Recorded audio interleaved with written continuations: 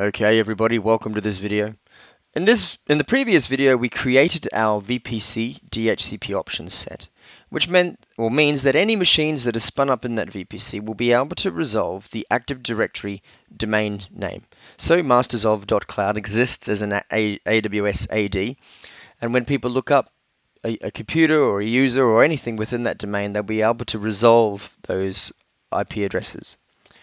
The next thing we need to do, and again, this is optional, but I think really if you've got your own AWS AD, you do need to have this. We're going to go ahead and boot an administrative instance. We're going to join it to the domain, and it's basically just a Windows server that's joined to the domain with the remote access tools installed. So let's go and do that now. When we log into the console, we're going to go straight to EC2, and from there we can just deploy an AWS instance. I'm going to go straight to the instances here on the left, and we're going to launch an instance. I'm going to select the default Windows Server 2016. We're going to use the 2016 base without containers when I can find it. I think I've gone past it. There it is. I'm going to select that. We're going to use a machine with a little bit more memory. You can see that this machine is free tier eligible. I'm actually going to use a T2 small, so that's got 1 vCPU and 2 gigs of RAM. We're going to go ahead and configure the instance details. Now here we're just going to say what network we want our instance to be in. We only want one of these machines, that's fine.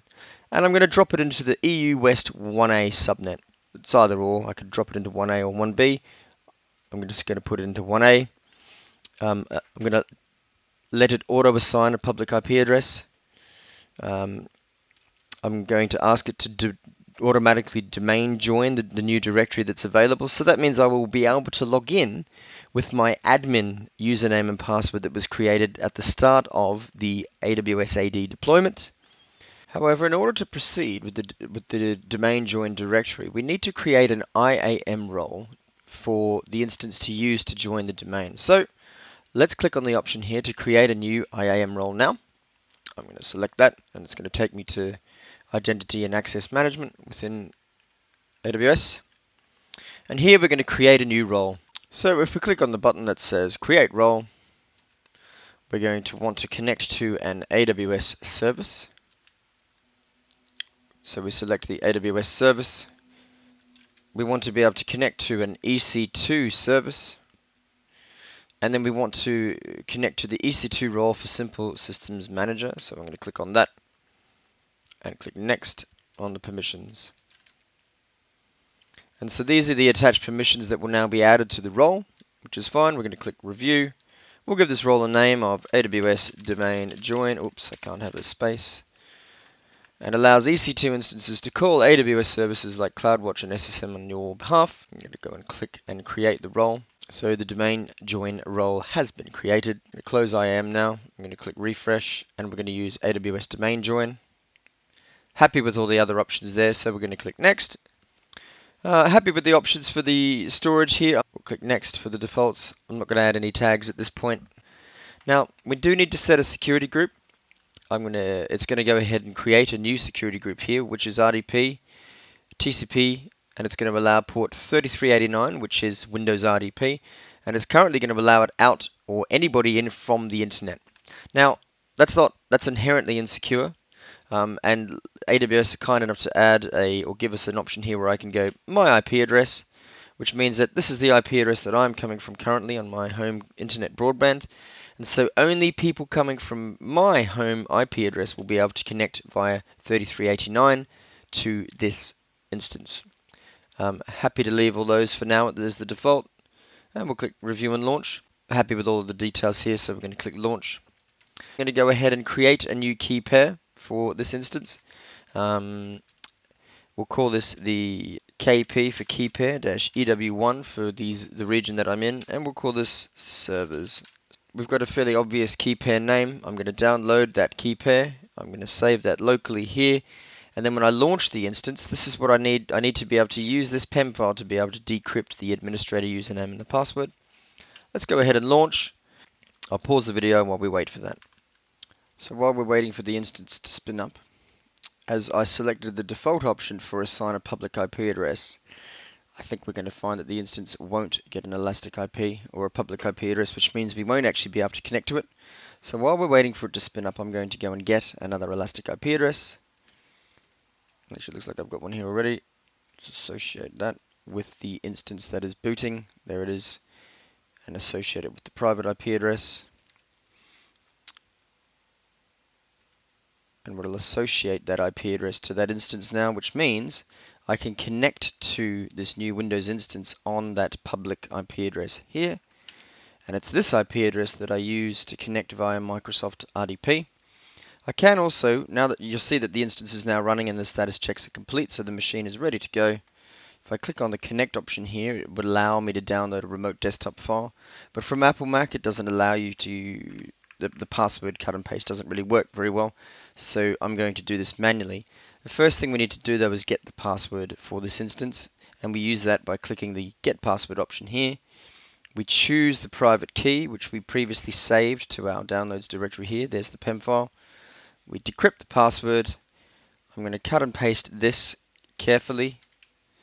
Paste it here and make sure there's no spaces or anything weird in the file there itself. That's fine. I've got that now. And then if we go to Microsoft RDP,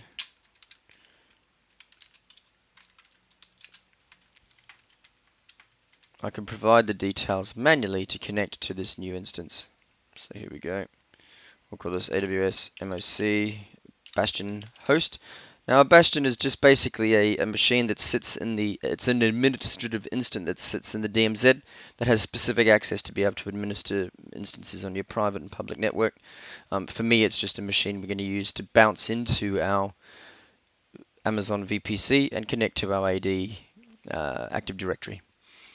So here, if we go 52.214.68.5, that's the elastic IP address of the machine.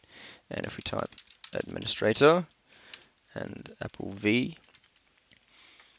Actually, what we might find is that if this machine has successfully joined the domain, we won't even need to log in as the username and password. We should be able to sign in as a mastersof.cloud user.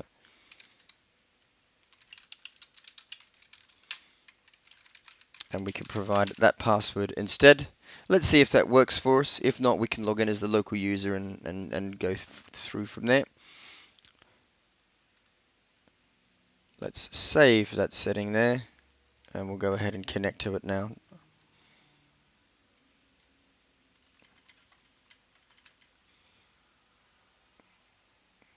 You can see it's signing into the machine now. It just took a little moment there. Especially with 1 vCPU and 2 gigs of RAM for Server 2016, that's pretty low. It's certainly logging us in though, which means that the machine has successfully already joined that domain because the DHCP option sets are available, which means the instance would be able to resolve those DNS settings.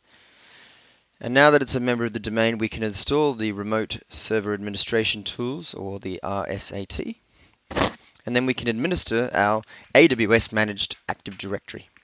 Okay, so the server has built and it's logged in successfully as a domain member.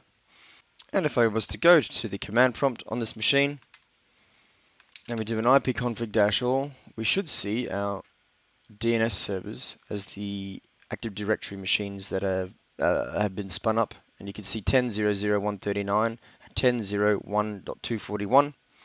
And if we just go and compare that against our AWS, let's go and check our directory service.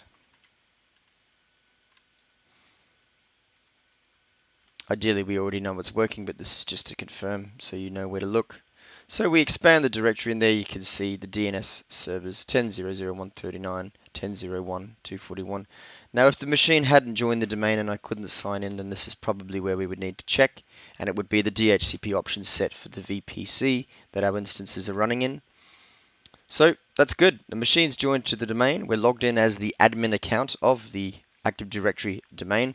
So if we go now and set up the the Windows administrative tools, and we can do that via the server manager. I'm going to go and click on the manage option, or the manage button, and we're going to add roles and features.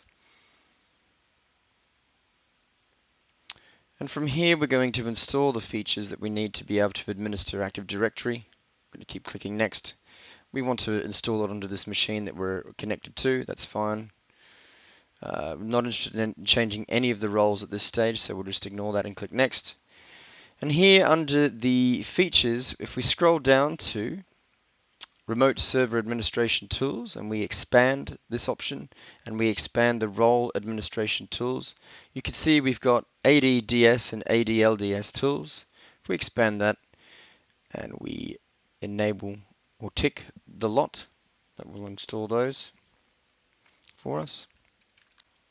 And whilst that installs the Active Directory tools that we need to manage AD, it's missing group policy, so we need to be aware that it's actually listed up here for group policy management. So that's where we enable group policy and the Active Directory domain services tools. Happy with that. There's nothing else that we need to install at this point, so let's go ahead and click Next.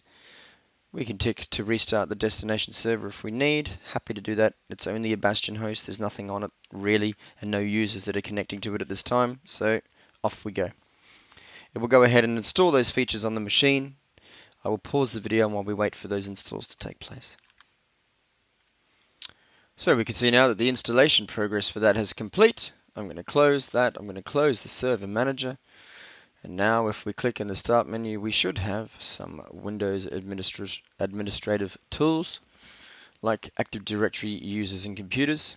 If we click on that, we should be able to now see our Active Directory domain, and there it is, Masters of Cloud. And here is the only OU that you're going to have access to as your admin account. The rest is pretty much managed by AWS AD. There's a lot of information and a lot of documentation around how this is managed, so please do look into that. Otherwise, we'll go ahead now and we can set up our own computers, our own OUs. So for example, under computers, I'm going to create a new OU, and we'll call that AppStream Computers. And we could even create users here as well. I'm not going to do that at this time. You'll also see that this is our administrative account, which has full control over this OU only. The rest is managed by AWS. So that's the end of this demonstration. You can see we've got our machine here. It's joined to the domain. It's connected. We've installed the RSAT tools in order to run Active Directory users and computers. And we can manage and manipulate our Active Directory there. So that concludes this presentation, guys. I hope it's been useful for you. There's a lot in this. You may need to slow the video down. I'm sorry, I do tend to speed up when there's a lot to show, so apologies if I've gone a little quick. I hope it's been useful for you though. Any questions, let me know, or otherwise we'll see you in the next video. Bye now.